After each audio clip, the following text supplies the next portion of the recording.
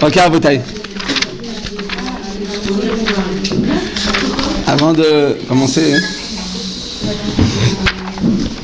je vais voir avec vous un Yesod dans la Parashat Yitro, qui nous fait part d'un comportement de Yitro qui a priori est un comportement qui est tout à fait louable, parce que Yitro il s'est converti, mais a priori le comportement de Yitro n'est pas stable, n'est pas fiable, c'est pas un être qui est constant. De quoi s'agit-il? Vaishma Yitro. Chazal nous dit, Yitro, qu'est-ce qu'il a fait? Il a entendu, il a écouté tous les miracles que Kadosh Baruch Hu, à ça, il a fait au Ham Israël en sortie d'Égypte, d'accord? Et l'ouverture de la mer Rouge, et la guerre de Amalek. Il a entendu ça, il a dit, c'est pas possible, je peux pas rester comme ça. Lui, il était prophète des nations, et c'était Kohen Avodah Zarah, c'était un prêtre des 70 heures d'Avodah Zarah. Il a tout essayé pour chercher, vous savez, des gens ils cherchent le bonheur, comme ça ils vont voir très loin, ils vont en Inde, ils vont en Asie orientale, ils vont dans tous les pays comme ça pour rechercher un plaisir, rechercher une sérénité, rechercher un but dans leur vie. Bon, ils ne se rendent pas compte qu'en fait le bonheur il est dans la Torah de chien. Et lui il a tout abandonné, il est devenu juif. Donc on connaît tous l'histoire, Moshe a pris sa fille en mariage et elle va mettre au monde donc les deux enfants en duc d'Olador. Magnifique. Le problème, c'est que Yitro Rabotai, sa force à lui, c'est que quoi? Il a su intégrer. Vaishma, Yitro, nous dit Rashi, Mash, Moi, Shama, Uba. Qu'est-ce qu'il a entendu de particulier? Pourquoi lui, il est venu? Vaishma, Yitro, Uba. Donc la Torah nous dit clairement, il a écouté, il est venu. Donc il a fait le pas. Il a réussi à intégrer et à prendre leçon de ces enseignements pour pouvoir passer à l'action. Magnifique. À l'inverse des autres personnes, qu'est-ce qu'ils ont fait? Ils ont tous entendu, parce que tout le monde a entendu, n'est-ce pas? Tout le monde a entendu l'ouverture de la mer Rouge, d'accord? Comme dit le Passouk, que le Umot Haolam, d'accord, ils ont entendu, et ils n'ont pas, personne n'a changé leur système de vie, personne n'a changé leur mode de vie. Ils sont tous restés goïms, ils sont tous restés loin de la Torah, ils ont tous, je vous dis, ils font pouvoir un miracle, wow, c'est magnifique, et on reste soi-même. C'est pas comme ça. Il faut intégrer, il faut le prendre, il faut que ça rentre dans les entrailles, qu'on réfléchisse et puis qu'on passe à l'action. On a dit que la Emouna, ça vient que par un travail. On le dit souvent, mais c'est tellement important. Il faut comprendre que c'est que comme ça que ça marche. Donc, il a réussi à passer à l'action. Il a écouté, il a entendu comme tout le monde, les mêmes miracles, il n'a pas entendu plus. L'ouverture de la mer Rouge, tout le monde l'a entendu. D'accord? Dans tous les verres, à minuit, quand ça s'est ouvert le matin, eh bien, tous les verres du monde et toutes les piscines et toutes les baignoires se sont ouvertes comme ça. Donc, tout le monde l'a vu, ce miracle. Et la guerre de Amalek, tout le monde l'a vu aussi, parce qu'Amalek, c'était comme un homme qui était très impétueux, qui n'avait peur de rien. Il s'est brûlé, mais il a voulu, les carrères, il a voulu refroidir les Yirat Hashem. C'est-à-dire que celui qui est à l'encontre de Yirat Hashem, c'est Amalek. Donc, tout le monde a entendu ces deux événements. C'était historique. Et voilà, que la seule personne qui a réussi à passer à l'action, c'est qui? C'est Yitro. Parce qu'il Uba, il a réussi à dire, voilà, j'ai entendu ça, et je ne reste pas le même.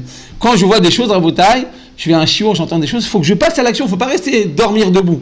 Parce que tu risques, finalement, Dieu il t'envoie des appels de phare, il t'envoie un bâton pour pouvoir te sortir de ton bord, de ton fossé, mais si tu ne sautes pas sur l'occasion, Dieu ne va pas sans arrêt te demander. Il t'envoie à quelques occasions, il faut savoir sauter sur l'occasion. Et les gens peut-être qui ont réussi à faire des grandes choses dans leur vie, c'est des gens qui ont dit, ok, je me lance, je saute. Je ne reste pas à dormir debout. Oui, je sais pas, tu comprends, et pourquoi il y en a d'autres qui ne l'ont pas fait. C'est vrai, à ce moment-là, cette réflexion, à ce moment-là, ce refroidissement, c'est la force de Amalek.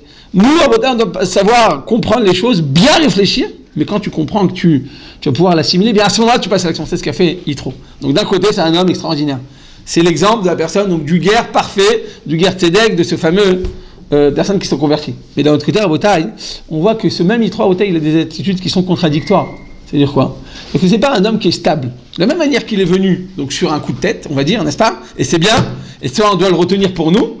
Quand tu comprends une chose, tu passes, tu te jettes à l'action, tu te jettes dans la mer et tu passes à l'action, ne dis pas oui, non mais je comprends la chose, mais je suis pas encore au niveau. Non, si tu comprends une chose et que ça te parle, tu dois passer à l'action. Non, mais ils exagèrent quand ils parlent de certaines notions, on n'est pas encore à ce niveau, et la jupe, le truc, et le vernis noir, et certains téléphones, et certaines musiques, non, c'est pas encore mon niveau, non, je suis pas encore là. Non, si ça te parle et que tu comprends les choses, passe tout de suite à l'action, parce que si tu restes dans le vent, d'accord, si tu restes dans le flou, tu passeras jamais à l'action. Akadosh Baruch Hu, il t'envoie des choses. Il t'envoie par amour, pas en te disant, t'es nul. Hachem, il t'envoie des émissaires, des envoyés, mais tu dois savoir passer à l'action. Tu dois savoir les targem et les lémas. Mais à côté de ça, cette même qualité qui a permis donc à Yitro de passer le pas. Comment on dit? Passer le pas? Oui. Eh bien, hein, il a fait en sorte que quoi? Que cet homme-là n'est pas un homme stable. C'est pas un homme fiable. C'est pas un homme constant. Il est quoi? Il est afarfar. C'est quoi afarfar, Rabotai? Il tourne comme une crêpe. Qu'est-ce que ça veut dire? Chazal nous disent, Vayichad Yitro la Tova Sherasa Hashem l'Israël. Donc Yitro s'est réjoui pour tout le bien qu'Akadosh Baruch Hu a fait à Israël. Il s'est réjoui. Chazal nous disent, Rachid dit sur place, c'est quoi Vayichad? Vayismach, il s'est réjoui. D'accord, il s'est réjoui. Mais en réalité, Rachid nous dit sur place, au nom dans Shemot, il y a écrit quoi? Naase Besaro Chidudim Chidudim. Sa chair, elle s'est hérissée. D'accord, comme piquant, comme des pics, comme ça, comme si on avait la chair de poule. Pourquoi? Parce qu'il a été peiné. Pourquoi il a été peiné à Rabotai? Pourquoi il a eu de la peine? Pourquoi il a eu de la peine, Yitro? Pour les Américains. Non, pour les Égyptiens qui sont morts. Et tu te rends compte? Les Égyptiens, c'est la plus grande puissance mondiale. Ils sont morts, ils ont perdu la guerre, quoi. Tellement de personnes sont mortes comme ça. Il a eu de la peine. Ah, attends, je comprends pas. Soit tu es content, choisis ton camp. Si tu es content, dans un combat, il y a toujours un gagnant et un perdant. Donc tu es content qu'Am Israël ait gagné la guerre. Ça te fait réjouir, ça t'a permis de pouvoir devenir juif et de devoir te convertir. Magnifique. Mais tu peux pas à la fois te réjouir pour la guerre gagnée du Am Israël et pour la guerre perdue des Égyptiens. Il y a une contradiction. Chazal nous dit en réalité, eh bien, Yitro Bémet, il s'était vraiment réjoui du sauvetage du Am Israël. Vayomer Yitro Baruch Adonai Sheretzil Etrem, béni soit l'Éternel qui vous a délivré. Donc il est vraiment content. Donc, mais finalement, s'il est vraiment content, eh bien, ça englobe une situation totale. D'accord, ça y est, une guerre, il y a toujours un gagnant, un perdant. Non. Chazal nous dit non. Il était quand même très peiné et sa chair, elle s'est hérissée.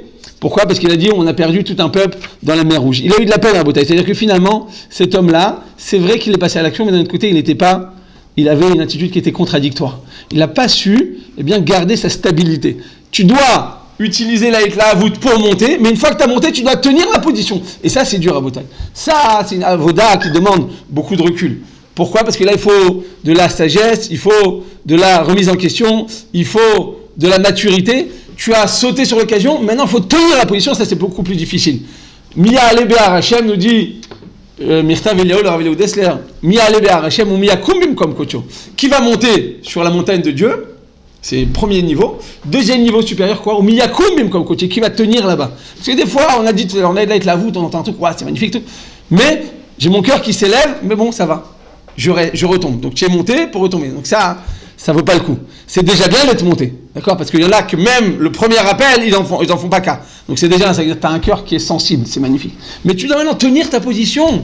Tu dois maintenant garder tes acquis, c'est plus dur à ce moment-là. Nous dit Mirtav Eliyahu, Tedalecha, sache que c'est plus dur le deuxième position que la première. C'est-à-dire que c'est plus dur de garder ses positions plutôt que de t'élever et de monter de sauter sur l'occasion. Eh bien, Rabotai, Chazal nous dit qu'en réalité, eh bien, cet homme-là, Yitro, il nous a montré donc un bon chemin à suivre, mais un mauvais chemin à ne pas suivre. Et ça, c'est toujours comme ça dans la vie. Tu dois prendre les meilleurs des gens qui sont autour de toi. D'accord? Tu vois des gens autour de toi, prends le meilleur. Ça te plaît pas, ne prends pas ça. Prends ce qu'il y a de bon. De cette manière, au lieu de critiquer regarde comment il est, prends ce qu'il y a de bon. Ça, Kadosh Baruch Hu t'a mis en contact avec des gens qui sont bien, qui peuvent t'apporter quelque chose. Dans le bien, tu prends ce qu'il faut, et dans le mal, tu t'en écartes. Et de cette manière, tu pourras te construire. Et c'est ce qu'a écrit Rabotai, le Yalkut Shimoni nous dit dans le Midrash, qu'est-ce qu'il a dit à Bishmael Bar Nachmani? Il dit, tu vois que le jour où la manne est tombée, on en a parlé pendant Shabbat, la manne est tombée en Israël, d'accord? Eh bien, ce jour-là, hein, ils ont aussi fait la Avodah Zara. Vous savez qu'en Israël, on était influencé par la Avodah Zara des Égyptiens, mais l'Avodah Zara, la mer voulait aussi nous engloutir, au même titre que les Égyptiens allaient mourir, nous aussi voulaient nous tuer, parce qu'on était encore de Avodah Zara, on était encore influencé par l'influence extérieure. Et voilà que quoi? Ils ont pris cette manne, qu'est-ce qu'ils ont fait avec cette manne? Nous dit le Midrash, quelque chose de terrible, ils l'ont amené en offrande à l'idolâtrie. Vous vous rendez compte, Rabotai? C'est-à-dire que Akadosh Baruch Hu te fait un cadeau, tu prends ce cadeau et tu le frappes avec. Tu prends le bâton qu'Akadosh Baruch Hu t'a donné pour te protéger de ces chiens, de ces animaux dangereux, et tu frappes Akadosh Baruch Hu avec ce bâton. C'est la même chose. Akadosh Baruch Hu, il t'a fait une fille intelligente, t'a fait une fille jolie, t'a fait une fille avec une bonne famille. Au lieu de dire, écoute, je suis jolie, je me mets très en avant, et c'est moi qui décide de ma tzinout. Non, utilise-le à bon escient. On va dire que la beauté, c'est une mida qui est très importante, mais utilise-le avec ton mari, Bekdusha, Avetara, Vada, il ne faut pas éteindre. C'est une notion qui est nécessaire et qui, la femme, elle a besoin, il a fait en sorte qu'une femme, elle a besoin de trouver grâce. Mais trouve grâce de ton mari. Fais en sorte de garder, de préserver cette beauté. Sinon, tu prends le bâton qu'Akadosh Baruch Hu t'a donné, le cadeau, et tu l'écrases contre le visage, tu dis à Kadosh Baruch Hu, laisse-moi tranquille, maintenant tu m'as fait belle, je fais ce que je veux. Vous vous rendez compte, c'est moi qui t'ai tout donné, tu dis à Kadosh Baruch Hu, toi tu utilises toutes ces trous-notes. Des fois tu es super intelligent, tu utilises la Chorma dans la Torah, dans la Gdusha, tu as beaucoup d'influence, utilise la bonne escient, influence tes copines autour de toi, dans le bien, dans la Gdusha, dans la Tahara, dans la Simcha, dans la joie, utilise la bonne escient. Pourquoi ? Parce que tout simplement, tu risques de mal, bien Chaz Shalom, quand tu utilises la mauvaise escient, c'est exactement comme Yitro. Ils ont pris la manne, et qu'est-ce qu'ils ont fait avec la manne, Rabotai ?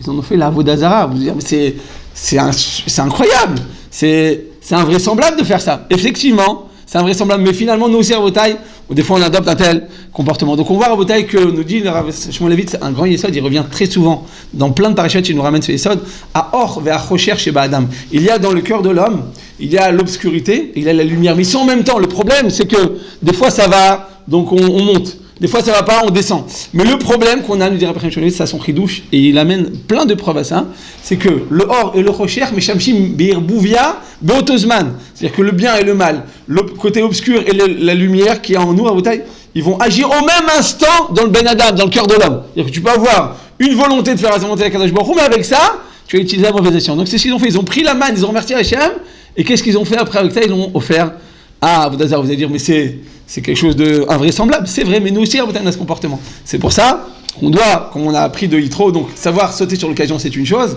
mais savoir aussi à côté de ça, rester stable, rester constante et rester fiable dans la voie d'Hachem.